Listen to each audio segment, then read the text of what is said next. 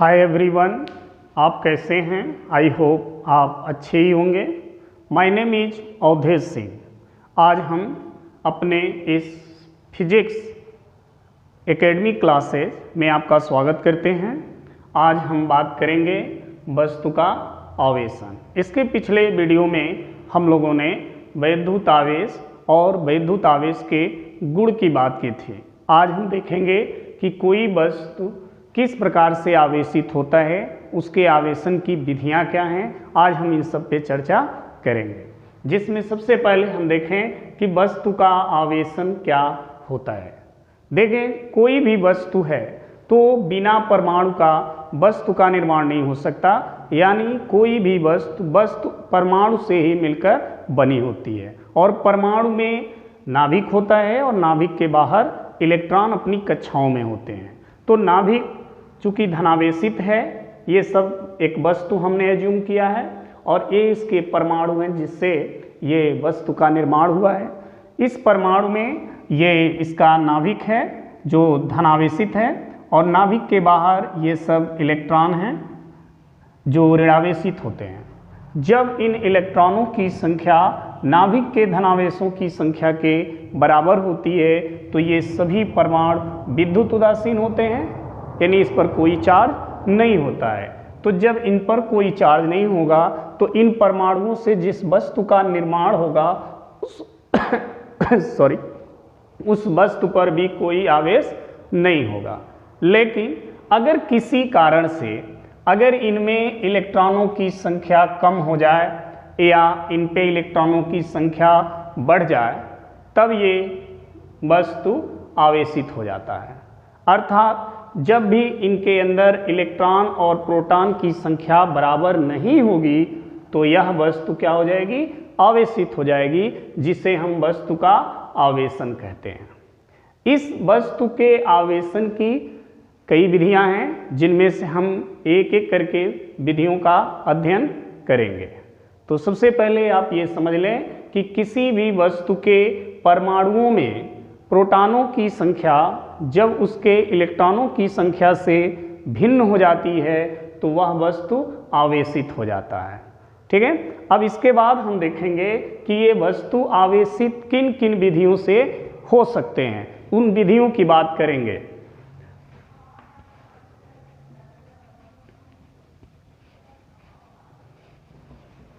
देखें, सबसे पहली जो विधि है वो है, जो सबसे पहली विधि हम बात करेंगे वो है चालन विधि।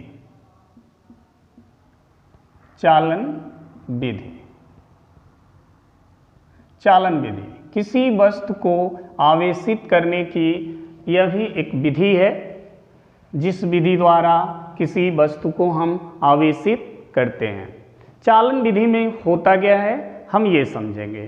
कोई आवेशित वस्तु है, ध्यान से सुने, कोई आवेशित अगर वस्तु है और उस वस्तु के पास कोई अनावेशित मतलब बिना आवेश वाली कोई वस्तु जब हम लाते हैं, उसके संपर्क में लाते हैं, तो वह वस्तु भी आवेशित हो जाती है। जैसे मान लीजिए हमारे पास एक ये रॉड है, किसी मटेरियल का बना हुआ एक रॉड है और इस रॉड पर प्लस आवेश है, इस रॉड पर प्लस आवेश है, और हमारे पास यह एक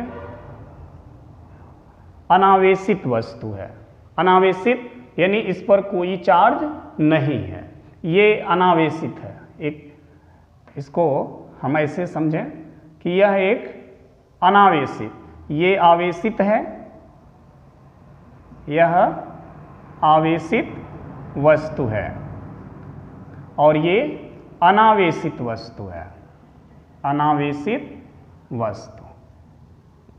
यानी इस अनावेशित का मतलब जिस पर कोई चार्ज न हो वो अनावेशित कहलाता है, और जिस पर धन आवेश या ऋण आवेश हो वो आवेशित वस्तु कहलाता है।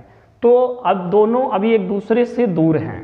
जैसे ही इन दोनों को हम एक दूसरे के समीप लाएं, मान लीजिए ये रॉड को हमने इस अनावेशित वस्तु से टच करा दिया, उसके साथ मिला दिया तो देखिए, सॉरी, ये रॉड है जो धनावेशित है, हमने इस अनावेशित वस्तु से इसको टच करा दिया तो आप क्या देखेंगे कि ये जो वस्तु है इस पर भी धन आवेश आ जाते हैं।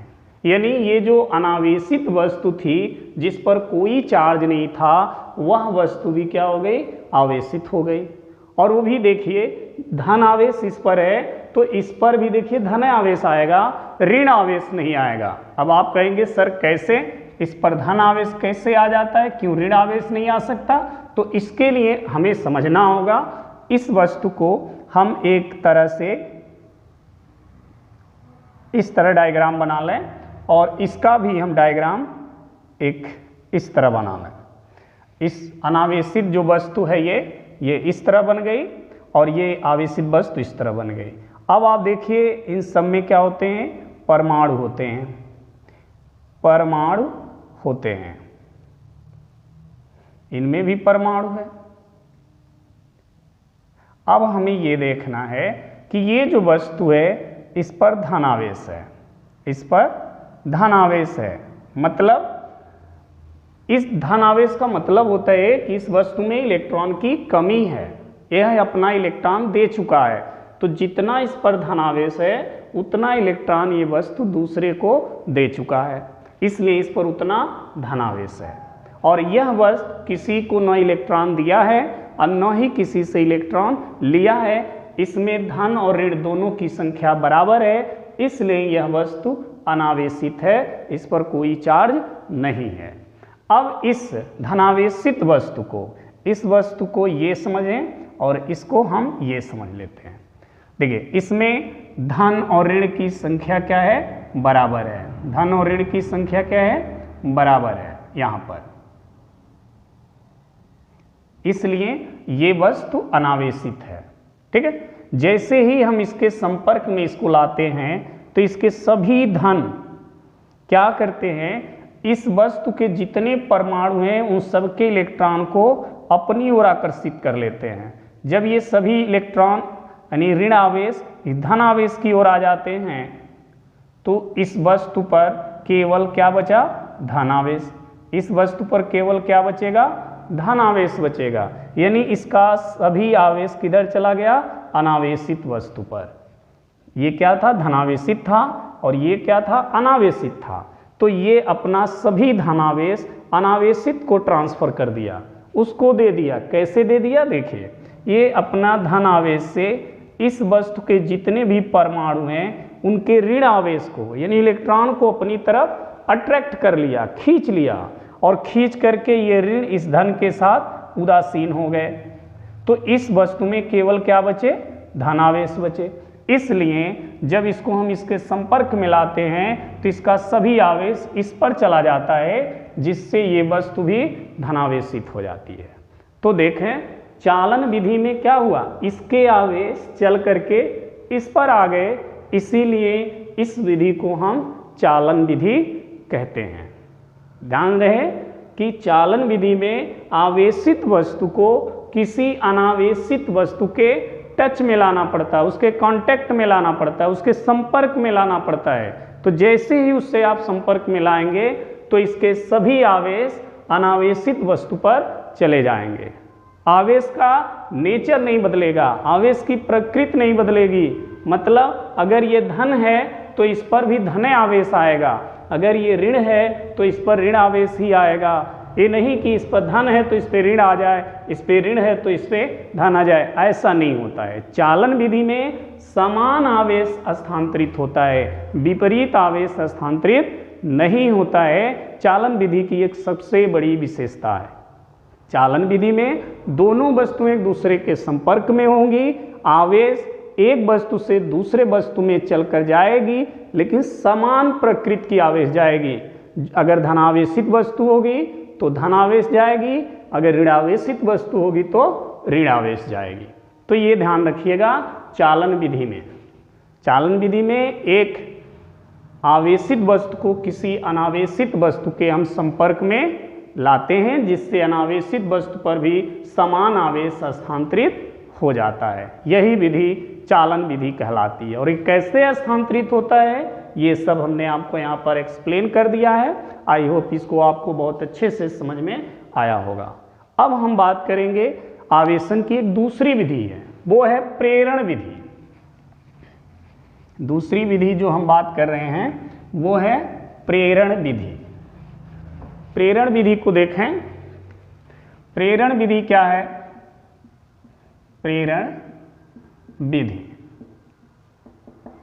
प्रेरण विधि में क्या होता है ध्यान रखें। इस विधि में एक आवेशित वस्तु को दूसरे अनावेशित वस्तु के समीप लाना है, कांटेक्ट में नहीं लाना है, बस समीप लाना है। जैसे मान लीजिए ये एक आवेशित रॉड है, या हम ऐसे एज्यूम कर लें कि ये हमारे पास एक इस तरह गोलाकार वस्तु है और ये वस्तु आवेशित है। इस वस्तु पर सभी धनावेश हैं और ये वस्तु आवेशित है। ये वस्तु आवेशित है। अब हमको क्या करना है, इसके समीप एक अनावेशित वस्तु को रखना होगा। देखिए चालन विधि में क्या था कि ये दोनों जो वस्तुएं हैं एक दूसरे के कांटेक्ट में थी। यहाँ पर ऐसा नहीं है, दोनों वस्तुएं एक दूसरे से दूर हैं। फर्क क्या है कि ये दोनों एक दूसरे से जुड़ी नहीं है, तो एक दूसरे से दूरी पर हैं, इनमें कोई संपर्क नहीं है।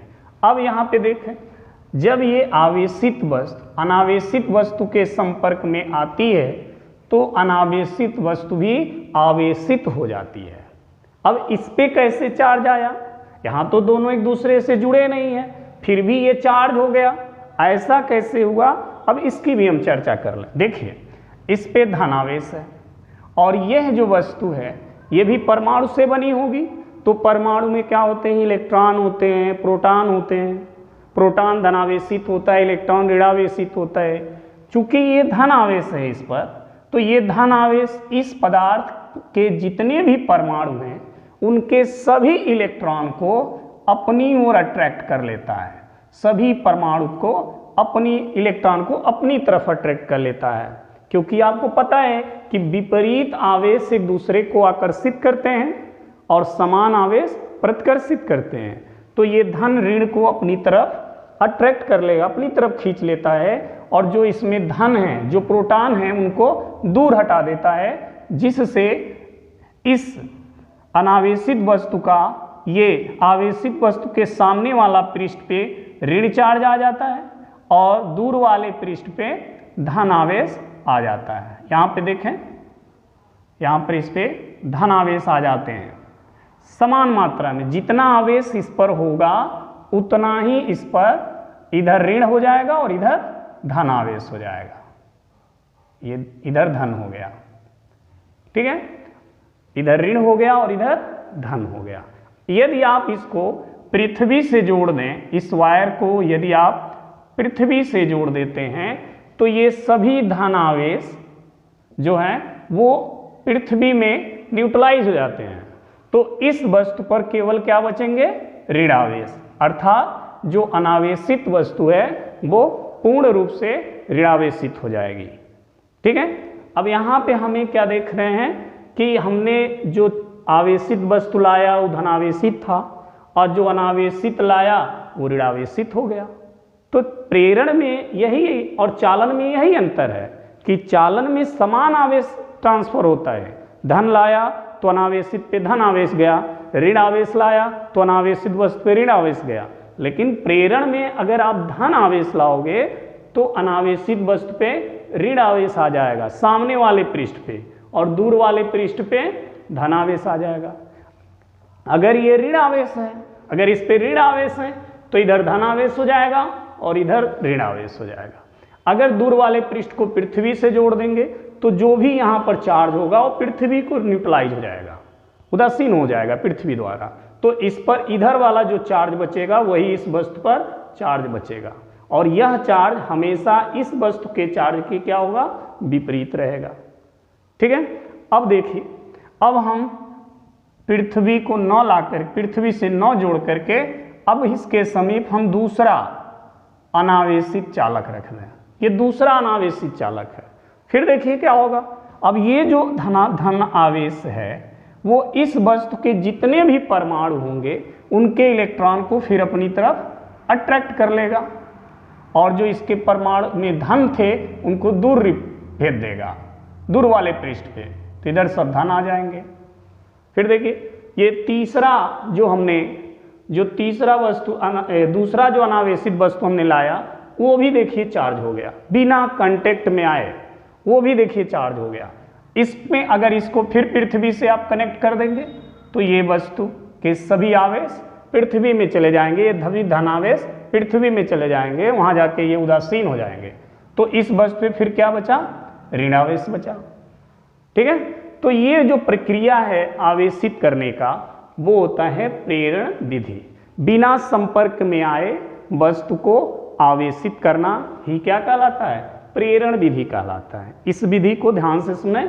इस विधि में जब किसी आवेशित वस्तु को अनावेशित वस्तु के समीप लाते हैं तो अनावेशित वस्तु का आवेशित वस्तु के सामने वाले पृष्ठ पर बराबर और विपरीत आवेश आ जाता है, और दूर वाले पृष्ठ पर समान आवेश आ जाता है। अगर ये धन है तो इधर धन आ जाएगा, तो इधर समान आवेश आएगा और इधर विपरीत आवेश आएगा, लेकिन आवेश की मात्रा इसी के बराबर होगी। ठीक है, तो ये हमारा होता है प्रेरण विधि। ठीक है, चलिए, तो ये दूसरी विधि है आवेशन की, प्रेरण विधि। प्रेरण विधि के बाद हम तीसरी बात करेंगे घर्षण विधि। घर्षण विधि, घर्षण विधि देखें, ये तीसरी विधि है आवेशन की, वो है घर्षण विधि।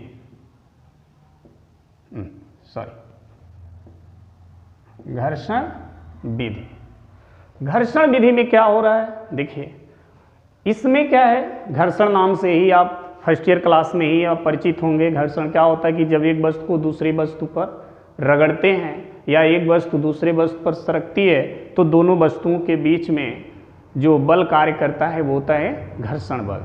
तो यहाँ पर भी हमको यही करना है, हम एक यहाँ पर किसी धातु का छड़ ले लें और यहाँ पर कोई दूसरा धातु की छड़ ले लें।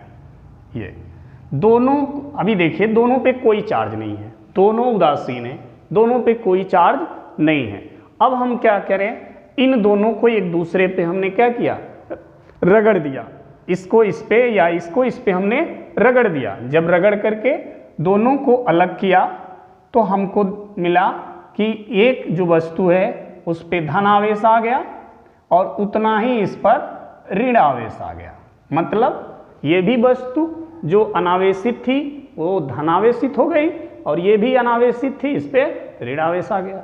तो ये कैसे हो गया, रगड़ने से क्या हुआ, तो देखिए जब एक वस्तु को दूसरे वस्तु पे हम रगड़ते हैं तो उनके बीच ऊर्जा उत्पन्न होती है। जैसे ठंडी के मौसम में देखिए अपने हाथों को रगड़ते हैं तो हमको एनर्जी फील होती है, एक टेम्परेचर फील होता है एनर्जी से। उसी तरह से जब एक वस्तु को दूसरे वस्तु में हम रगड़ते हैं तो उनके बीच क्या होता है, ऊर्जा क्रिएट होती है और उस ऊर्जा से एक वस्तु से इलेक्ट्रॉन निकल के दूसरे वस्तु पे शिफ्ट हो जाते हैं। यानी इस पे धन आवेश आया है, इसका मतलब कि जब ये उदासीन था और ये उदासीन था, जब इसको इस पे हमने रगड़ा तो इस वस्तु के इलेक्ट्रॉन निकल करके किस पे आ गए, इस वस्तु पे। तो जब इस वस्तु के इलेक्ट्रॉन इस पे शिफ्ट हो गए तो जितना इलेक्ट्रॉन इधर शिफ्ट हुआ उतना इस पर धनावेश आ गया। तो कुल कितना धनावेश आया, 4। इसका मतलब इस वस्तु के 4 इलेक्ट्रॉन इस पे चले गए तो इस पे 4 धनावेश आ गया। तो जितना इलेक्ट्रॉन इस पर आएगा उतना ही इस पर ऋणावेश होगा। तो देखिए उतना ही 4 इलेक्ट्रॉन इस पर ऋणावेश है। ठीक है, अब देखें दोनों आवेश को अगर जोड़ेंगे फिर दोनों के कुल आवेश क्या हो जाएंगे, न्यूट्रल हो जाएंगे, उदासीन हो जाएंगे। तो इसीलिए हम कहते हैं कि आवेश संरक्षण का पालन करता है। आवेश न तो उत्पन्न होता है न ही नष्ट होता है, आवेश केवल एक वस्तु से दूसरे वस्तु में स्थानांतरित होता है। तो देखिए पहले दोनों उदासीन थे, अब दोनों चार्ज हो गए, फिर दोनों के चार्ज को यदि आप जोड़ेंगे फिर दोनों उदासीन हो जाएंगे। ठीक है, तो घर्षण में क्या होता है कि जब एक वस्तु को दूसरे वस्तु पे रगड़ते हैं तो एक वस्तु के इलेक्ट्रॉन दूसरे वस्तु पे शिफ्ट हो जाते हैं। तो जिस वस्तु से इलेक्ट्रॉन निकलते हैं वो उतना धनावेशित हो जाता है और दूसरे वस्तु पे जितना इलेक्ट्रॉन आते हैं वो उतना ऋणावेशित हो जाता है। तो आवेशन की यह विधि घर्षण विधि कहलाती है। ओके, चलिए अब आवेशन की 3 विधि हो गई, चौथी विधि भी देख लें।